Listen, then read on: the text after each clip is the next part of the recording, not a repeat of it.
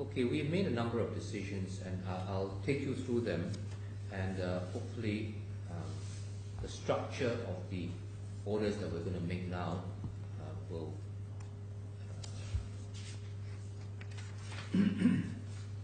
look appropriate in the circumstances. First of all, we have decided that the Court of Appeal will decide all the issues which have been placed before us today, including the 3 new applications, right? Then we have to have a structure for how we proceed. The next decision we have made is that we will issue an order to confirm the previous orders made by this court on the 10th of August, and to the extent that the letter, which is, was it the 6th of September? That also will be confirmed, and that can be taken as a firm order. But the third thing we've decided is that we will decide also the 3 applications that are before us. And in order to do that, we're going to give some directions. So we need to hear from Mr. Haigh, one way or the other,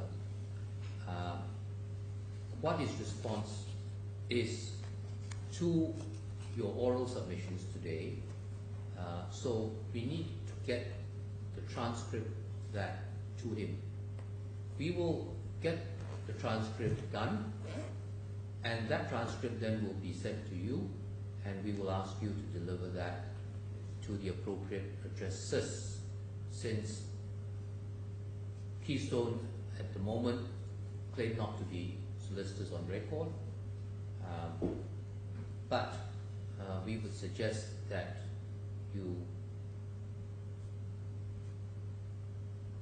send copies of the transcript to both Keystone and Mr. Haigh. Now you obviously can contact Keystone easily. For Mr. Haigh, subject to your own comments, we would have thought it would be appropriate to send them down to the Priory. So at least you have a physical address. Is this your Honour's ruling? Is this the court's ruling? That's what we are trying to do. I'll hear you on the practicalities of this. Yes, no, I haven't finished yet. And you need also to send them whatever you've submitted to us today, yes, so that they can follow. Yes. So that means to say you have to make up bundles, additional bundles in London, and get them sent down, but at least you're within the same country.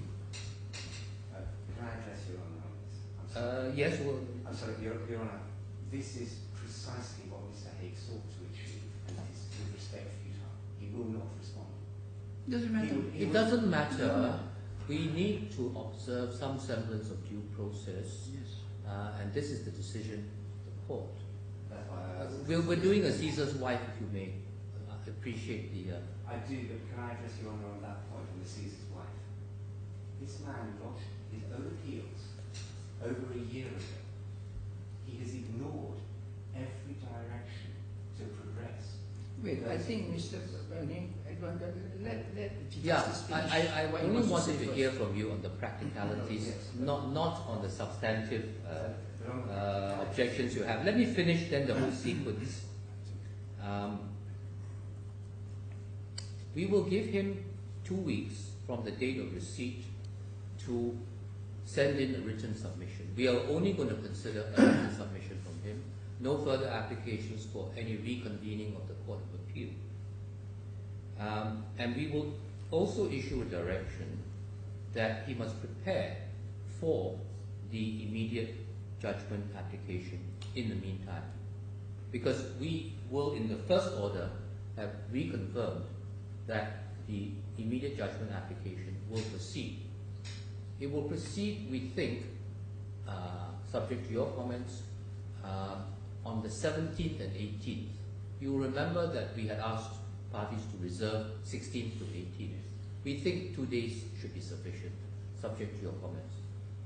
And 17th to 18th looks to be the better choice out of all the other combinations.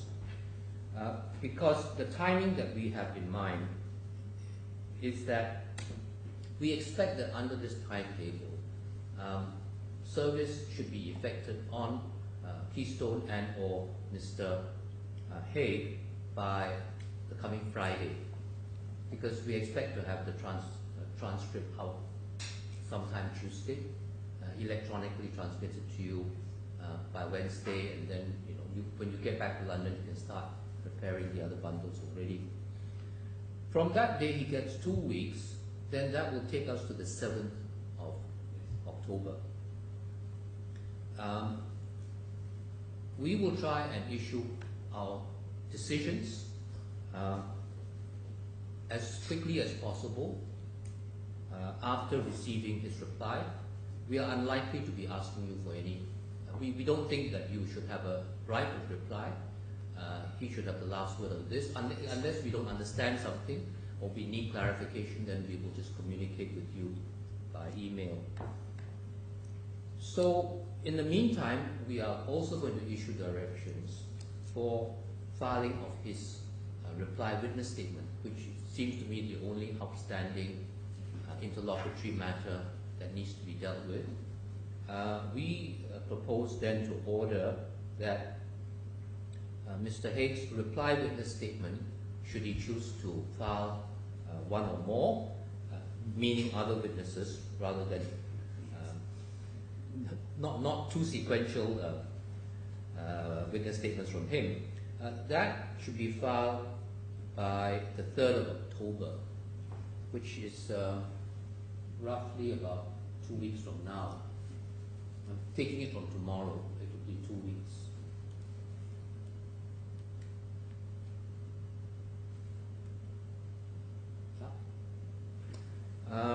And that will then, and you would file your responsive witness statements by the 10th, which is about a week after that, and then the case will start on the 17th, so there's enough time for everybody to look at these things. So that's how we arrive at this kind of timetabling. So now you can, I think, comment on everything.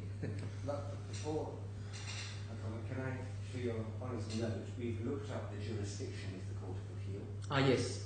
It is section 26 of DIFC law number 10 of 2004.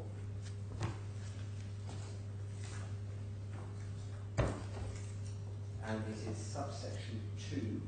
Section 20. 26. Thank you. Subsection 2. 2. A, the court may make or give any order that could have been made or given by the court of first instance or tribunal appealed from. That's the standard common law jurisdiction. And in F, make any other order that the Court of Appeal considers appropriate or just. Yes, actually we have found the same order but in a different place. It is also in our rules. Yeah. Order Part 44, RDC 44.133, which I think simply replicates what you have just read from the Principal Act. Thank you very much for that. Yes. Now, so far as the practicalities are concerned, our primary concern, as I'm sure you all appreciate, is that Mr. Haigh will simply refuse to accept service. He will say, I am in hospital, I am inpatient. He already said in his communication, I won't be able to receive emails, don't bother communicating to me. He did the same thing in prison. Now, he also has complained about my serving stuff as a priority before. and also, yes, Complained to my CD partner. so he was informed to me. I was aware that he's actually made a complaint to the senior partner of Brian Cave when we tried to send material to the Priory when he said he was checking in there in July. He has also complained in one of his applications about service of material in the Priory. What was his ground? He simply said it was an outrageous thing to do. Yes. Now, it's plainly not if that's where he is. Our concern is he will say, I'm an inpatient treatment, I'm an inpatient, I'm undergoing treatment, I can't possibly deal with this. I need at least 6 or 7 weeks. Yes, we've taken that into account. He said that. We know what he has said, and no doubt he will repeat that. So, the first practical order, no adjournments are to be granted. I'm sorry, you are commenting or are you asking? No extensions are to be granted. So you want us to add that, is it? Yes. Is that what you're saying? Yes, no extension to the 14 days to be granted. Will not be followed. The second, Yeah, just give me a minute. Let me make a note. You're talking about the 7th of October, right? yes, yes, no extension to be granted. Yes? The second is that if Mr. Haigh were to refuse service, obviously we cannot allow him to further frustrate the process of the court. So I would invite Your Honour to rule that Keystone may be served this application by way of substituted service. When you say application, By way of this material, I'm sorry. This order. The order and the material that you've directed us to serve. The Keystone may be served by way of substituted service. what do you mean by substituted Well, service? Keystone refused to go on the record in this case. Yes. So they're not officially an addressed service. I believe it's easier to dump the records with priory. If you have served it, that's what the court directs you to do. No, we're asking you to. Yeah, I think the original idea was that you would serve it on both, because then Keystone can start reading it, because there's quite a lot of material if you have to go through your bundles. And then they can confer with each other by telephone or whatever. But Your Honour, what they will say is, in the same way with all of the responses that we've had hitherto. Let them say that. Let them say that. Yes, but would Your Honour direct, pursuant to Part 9, RDISC 931, where it appears to the court, Just hold on a minute. Give us a reference again. 931, Part 9, yes, point 31. point 31, service by an alternative method. Okay.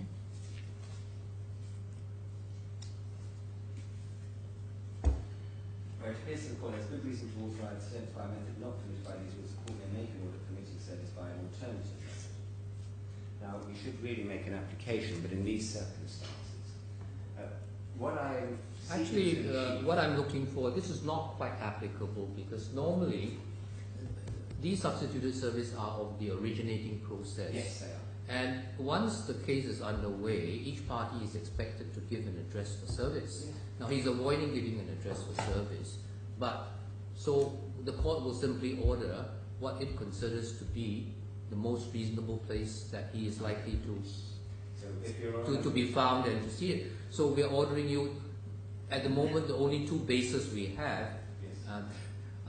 which are immovable, are Keystone and the Priory. On his own set. Presumably Priory in Bristol, which you Yeah. think is the one where which he advertises himself as being in. Unless you have evidence that he's don't. residing somewhere else. No, you don't.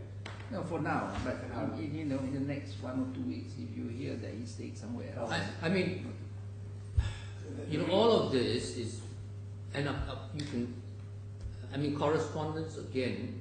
Now you will do that. We will correspond separately with him. I think, but electronically, I think.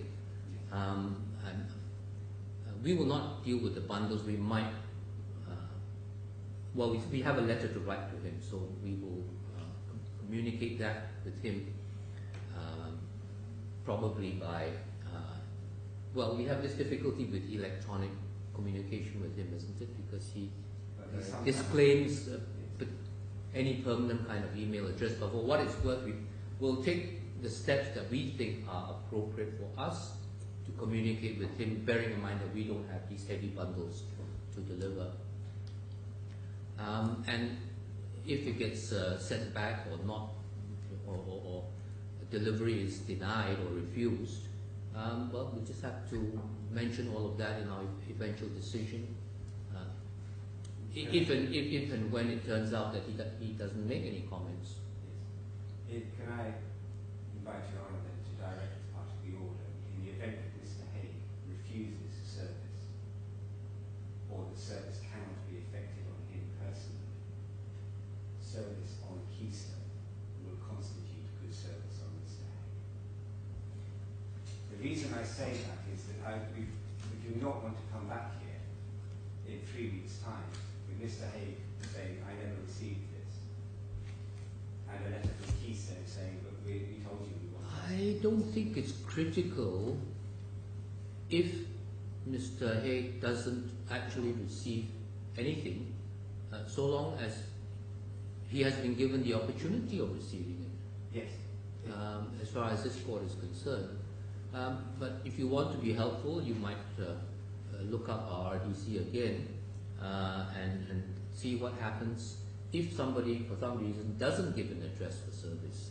Where do you default to? Is it the last address of service? Will it be the last known address? Last known address? Well, you know, we can have a look at that, and you can have a look at that as well. Yes. I mean, the ordinary rules of service are straightforward. One serves by post is the last known address. Now, What is the last known address? well, In anticipation, it would be the Priory, is it? but at the moment it would be the Priory. That's certainly where he advertises himself as being. But the last physical address he gave? He hasn't given one since he released. He hasn't given one since his release. I suppose we could send it to Dubai Prison and ask them to forward it. He asserts that he is at no fixed abode. He has. He says he has no fixed residence.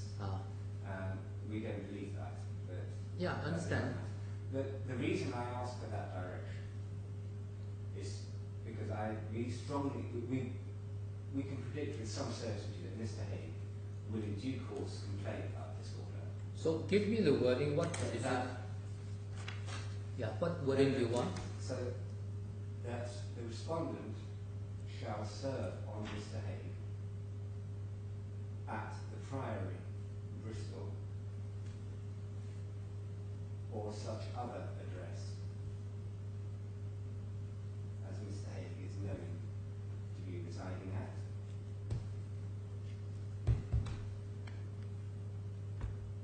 In addition,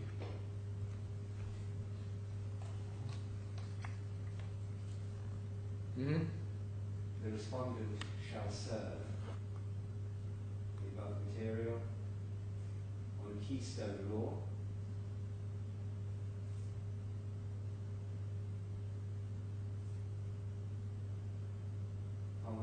such service to be considered good service on Mr. Haigh. And in that way, if Keystone wish to assert that they have no part in this, they can come to this court to apply to set that direction aside. Otherwise, we can expect, since they're on the record for him in London, that they will seek to assist this court too. Also, they are part of registered as a firm in this court. Yes, but they only have one name apparently registered, and he is not involved in this case. No. So for practical purposes, they are not registered until they add additional names. Yes, but Your Honour sees the point. They are solicitors of the senior courts of England and Wales. At least one of them is registered as a practitioner in this court. One would expect, even if they're not on the record, that they would assist. If they weren't, they should come to this court and apply to set aside that direction. And in that way, Mr. Haigh cannot be heard to say, well, I was locked in the Priory and nobody could speak to me.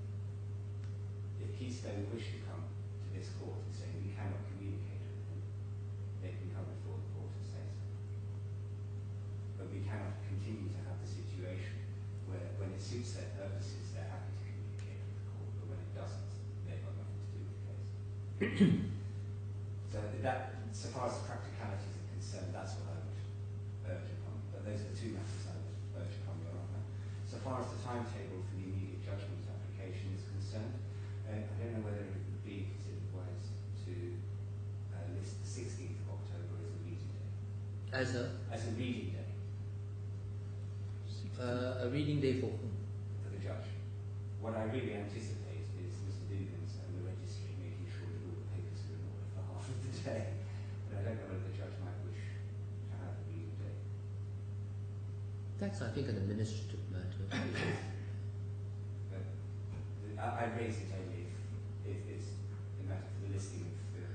All our judges read materials even before the day, even before the hearing. It was merely, sometimes it happens, sometimes it's done in London purely because of exigencies being what they are, you feel of turning up at the last minute, simply so the judge knows he has at least one day, whatever else is thrown at him by the court and by the litigants before it, in the run-up to the hearing. I don't think you have to worry about that in the IFC. That's... No, we'll try and ensure that the judge concerned will be in Dubai and available on the day before, the 17th.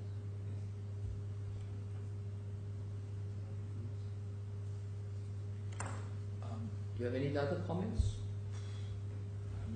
Well, there is a question about costs, but then Your Honours haven't made the final Yeah, we decision. haven't made a decision yet. So, We'll remember to deal with the costs. yes, I don't know whether Your Honours would wish to have written submissions on costs.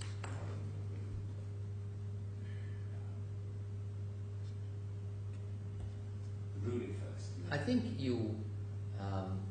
it's best to leave the submissions and costs until after the decision of the court is given. Then it's, you will have a target to aim at. Indeed. I don't know whether you'd be happy to receive those in writing. Oh yeah, we don't need to hear parties on that. All right. Say that again.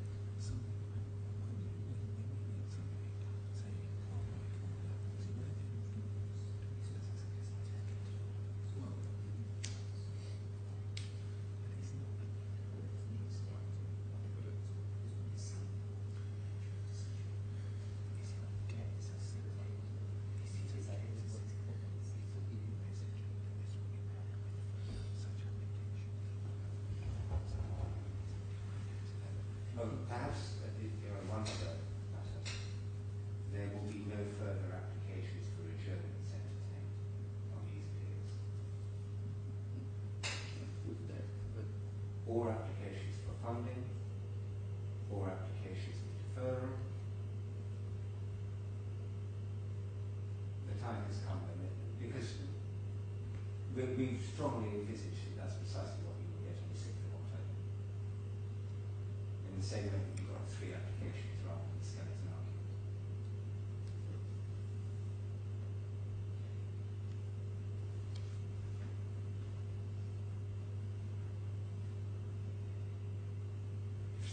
And also, would Your Honours direct that the appeal will not be allowed to interfere with the timetable of the immediate judgment application. Sorry, I didn't hear you so well. Would Your Honours direct that the appeal will not be permitted to interfere with the timetable of the immediate judgment application?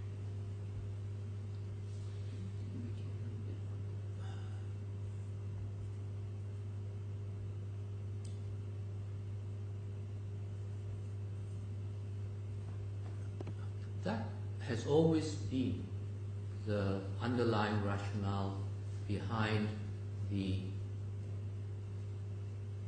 scheduling that was originally set for the order in which the appeals were to be heard. And it has been the intention of this court that the two are not necessarily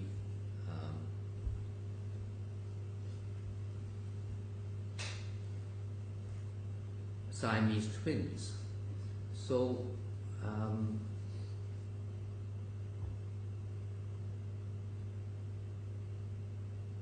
we've taken note that you want a request for an order for no further applications for adjournments. Yes, but also I would ask Your Honours to direct that these appeals are not permitted to interfere with the timetable, and I can make that good in terms of due process. Mr. Haigh has had a year to progress these appeals, and he has had indulgence after indulgence from this court, and he's had another indulgence today. If he wished to ensure his arguments were heard, he had today to do it, and he chose not to take it.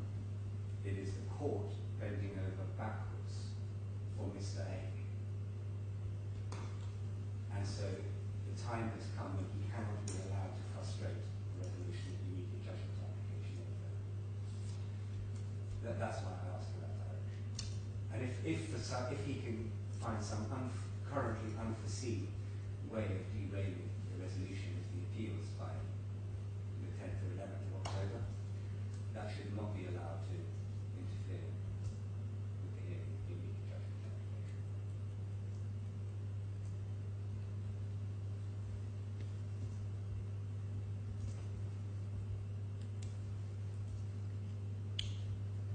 I'm just turning over in my mind, the standard way that these orders are drafted,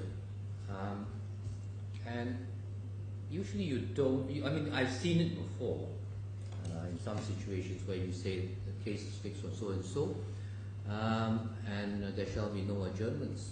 That's usually after the matter has been postponed for a number of times, or there is a need for an early trial.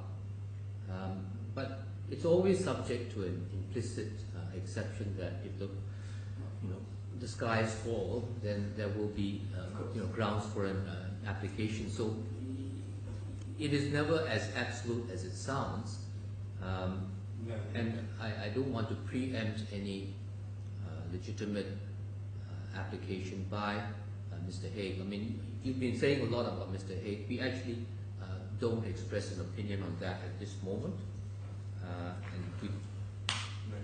Perhaps I should say this, Your Honour.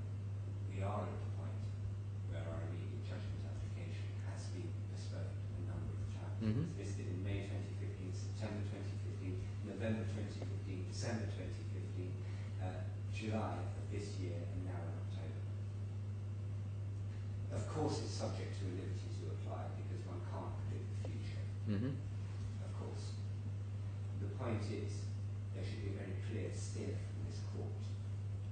Yeah, it would only be an emphasis on the likely approach taken by the court if any applications were made. As you said at the beginning of the day, you can't stop a party from filing an application, and every application has to be dealt with, even if only to be dismissed.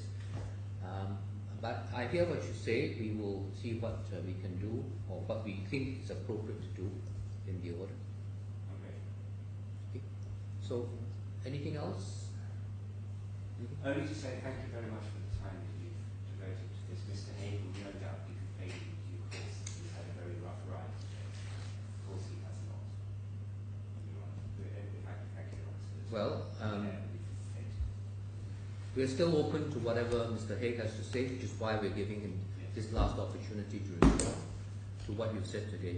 Thank you very much to both of you for your assistance. All right.